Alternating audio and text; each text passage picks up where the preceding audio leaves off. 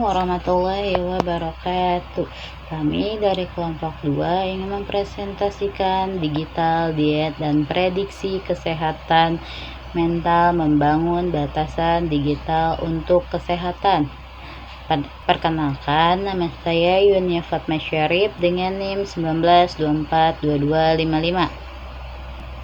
Latar belakang penggunaan perangkat digital yang tidak terkelola telah menjadi resiko kesehatan mental yang signifikan. Rata-rata waktu layar yang tinggi berkolerasi dengan peningkatan masalah psikologis seperti kecemasan, depresi, penurunan kualitas tidur. Tujuan utama analisis data ini adalah untuk mengukur dan memprediksi resiko digital overreach secara kualitatif menggunakan data pengguna digital yang terperinci.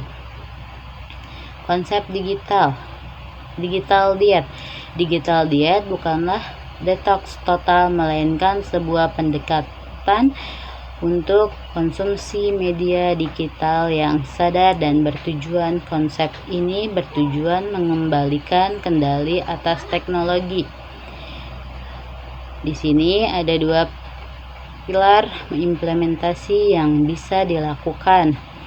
1. Batasan waktu, menerapkan waktu maksimal dan jam malam digital. 2. Konten, memprioritaskan konten yang membangun daripada konsumsi pasif. Assalamualaikum warahmatullahi wabarakatuh. Saya Gibran Putra Pertama dari kelompok 2 yang ingin menjelaskan proyek kami yang bertemakan digital diet dan prediksi kesehatan mental, membangun batasan digital untuk kesehatan. Saya di sini ingin menjelaskan tentang metode yang kita gunakan.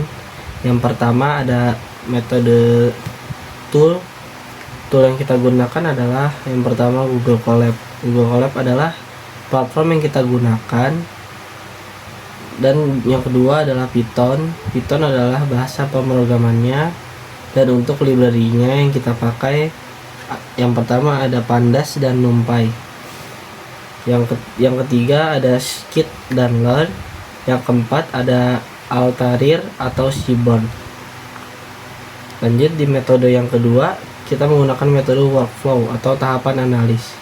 Yang pertama, data yang kita didapat dari Kaggle. Yang kedua, pembangunan model menggunakan random forest classification.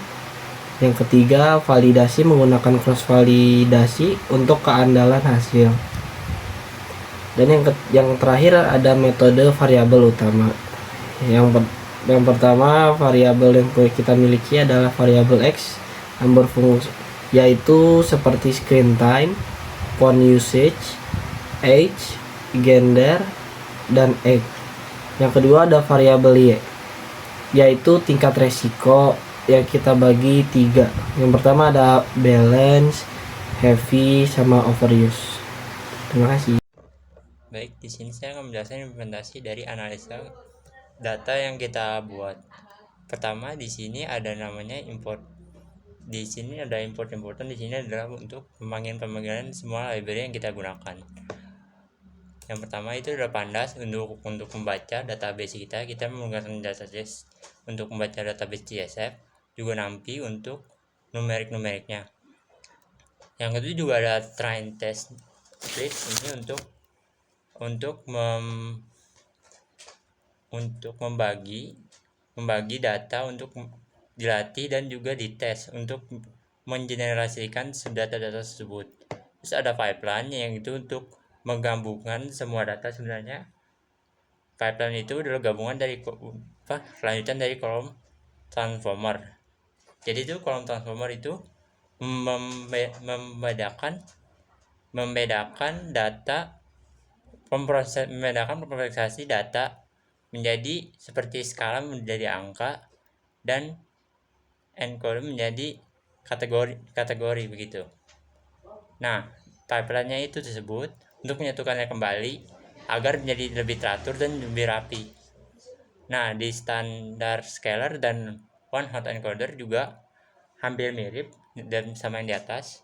Bedanya ini untuk seperti kayak waktu dan jam, karena data kita tuh nggak semuanya numerik.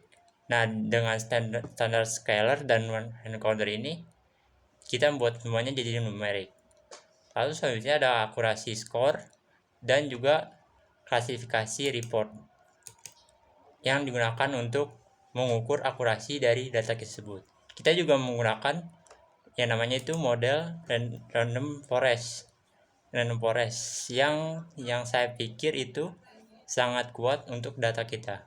Dan untuk visualisasinya saya menggunakan Altair karena saya pikir data Altair itu yang cukup bagus untuk menampilkan visual yang kita buat. Lalu selanjutnya di sini ada mount untuk Google Colab, di sini untuk menyambungkan Google Colab saya ke Google Drive saya. Lalu di bawahnya di sini ada pembacaan untuk data pada CSFD saya. Di sini untuk linknya dan di sini untuk datanya. Langsung di print. Di sini ini sebenarnya saya buat bukan ini apa ya, untuk percobaan saja. Terus untuk di sini itu ada namanya used fitur. Nah, di sini itu untuk digunakan untuk persiapan label untuk X dan Y. Nah, di sini itu saya menggunakan used fitur yang untuk daily screen time, phone usage, laptop use, tablet use, TV use, social media, gaming hour, dan entertainment hour. Nah, itu digunakan untuk label X. Nah, di sini data Z nama data use fitur. Nah, di sini itu untuk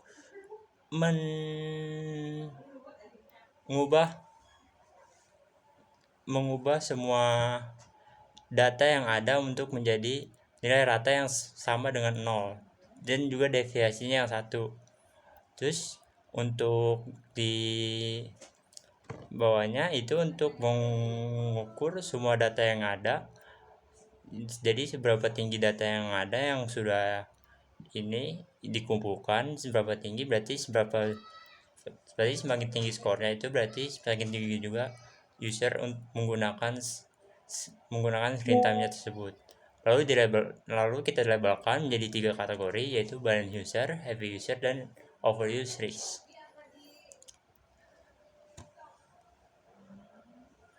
Maaf agak sedikit lag di sini. Selanjutnya ada X dan di sini ada X dan Y-nya. Di sini ada labelingnya. Di sini untuk labeling X dan Y untuk membaca data-data yang di atas. Di sini juga ada numerik dan kategori lainnya untuk membedakan kategori numerik dan kategori kategorial. Untuk membedakan fitur numerik dan fitur kategorial yang nantinya akan digunakan untuk latihan. Nah, di sini ada testing splitnya. Yang pertama, nah di sini yang tadi saya bilang yang sangat penting untuk mengubah semua yang tidak numerik untuk bisa di encode di dalam. Nah, yang pertama ini yang kita gunakan ini standar scalar yang dia akan dipairingkan sama pipeline untuk men-scaling, dan juga kategorinya juga seperti kayak pipeline untuk di-pairing dengan encoder untuk mengencode juga seperti seperti untuk gender dan segala macamnya, dan juga seterusnya yang saya tidak bisa sebut satu. Terus selanjutnya setelah dibuat semua modelnya, lalu kita hitung semua akurasi yang ada. Setelah semua model label dan model semuanya sudah terhitung dan trainingnya sudah dicapai, modelnya. Sekarang kita tinggal menghitung akurasinya, dan seperti dilihat akurasi yang kita dapat 78% mungkin tidak terlalu tinggi, tapi saya udah mencoba model-model yang lain dan sebenarnya ada satu model yang angkanya cukup tinggi, yaitu 82%. Cuman saya tidak menggunakannya karena saya tidak terlalu paham sama sama model tersebut. Lalu selanjutnya di sini ada visual untuk dummy. Ini dummy saja, tidak perlu dihapuskan. Nah, ini untuk visual alternya. Di sini untuk diperlihatkan digital overuse level di setiap ini kategorinya, dari balance user, happy user, dan overuse user. Dan hampir dari ketiga kategori itu sebenarnya kita keluar dengan hasil yang hampir sama gitu. Tapi overuse itu sebenarnya agak lebih di satu angka. Nah, di sini untuk menghitung daily stress level mereka dengan daily screen time mereka. Di sini terlihat kalau misalkan banyak orang yang stress levelnya cukup tinggi, pada bagian atas itu ada di bagian balance user dan heavy user, dan overuse user itu ada di angka 10 dan di angka 9 bersatu tidak terhitung juga. Sebenarnya agak balance juga ya untuk data yang kita buat. Jadi sebenarnya yang di sini dihitung tuh untuk jadi setiap 1 jamnya mereka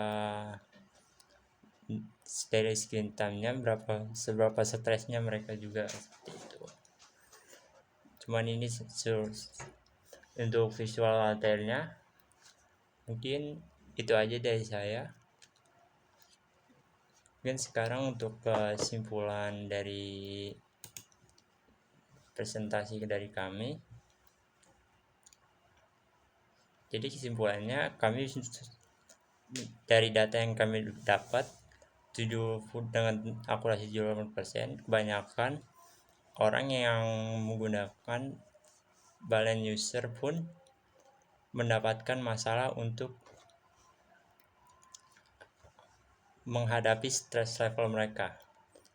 Dan juga orang-orang seperti orang yang suka bekerja berlebihan pada screen time mereka juga dapat stress level yang juga cukup tinggi.